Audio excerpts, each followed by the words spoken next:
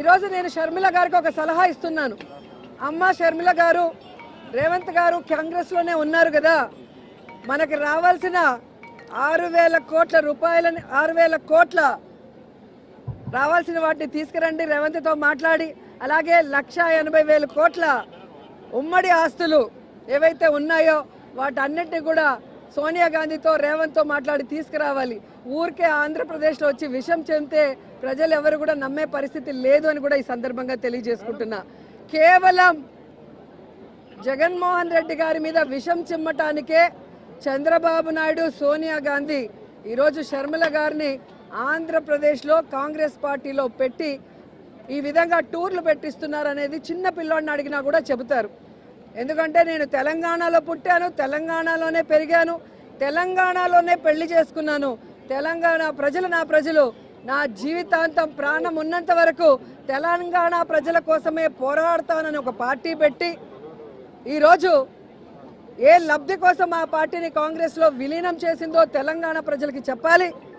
ఏ లబ్ధి కోసం తెలంగాణ ప్రజల్ని గాలి కొదిలేసి ఇక్కడ జగనన్న మీద విషం చిమ్ముతుందో కూడా చెప్పాల్సిన అవసరం ఉంది.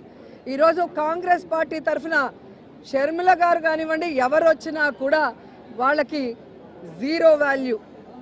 ఎందుకంటే ఇదే షర్మిల గారు పాదయాత్రలో కానీ తెలంగాణలో పార్టీలు పెట్టిన తర్వాత కానీ ఆమె స్పీచెస్ ఒకసారి మీకు చూస్తే మీకే అర్థమవుతుంది. రేవంత్ ఒక దొంగ, కాంగ్రెస్ ఒక పనికిమాలిన పార్టీ. ఈరోజు రాజశేఖర్ రెడ్డి గారు బ్రతుకుంటే కాంగ్రెస్ మొహం మీద ఉమ్మేసి ఉంటాడని మాట్లాడిన వ్యక్తి అదే కాంగ్రెస్లోకి ఈరోజు తన పార్టీని విలీనం చేసి తాను జాయిన్ అయ్యి ఏ విధంగా కాంగ్రెస్ కండువా కప్పుకొని చంద్రబాబు నాయుడు స్క్రిప్ట్ ఎందుకు చదువుతుందో ఆవిడ చెప్పాల్సిన అవసరం ఉంది. ఆవిడ ప్రశ్నలకి జగన్ గారు సమాధానం చెప్పాల్సిన అవసరం లేదు. ఈ రాష్ట్రం కోసం, రాష్ట్ర ప్రజల కోసం, ఈ రాష్ట్రం విడిపోయి నష్టాల్లో, కష్టాల్లో, అప్పుల్లో చంద్రబాబు నాయుడు కాంగ్రెస్ ముంచేసినా ఈరోజు కుంటి సాకులు చెప్పకుండా సమర్థవంతంగా పరిపాలిస్తూ తానిచ్చిన ప్రతి వాగ్దానాన్ని నెరవేరుస్తూ సంక్షేమం, అభివృద్ధి రెండు కళ్ళగా పరిపాలిస్తున్న జగనన్నకి ఈ రాష్ట్ర ప్రజలు ఎప్పుడూ అండగా ఉంటారు.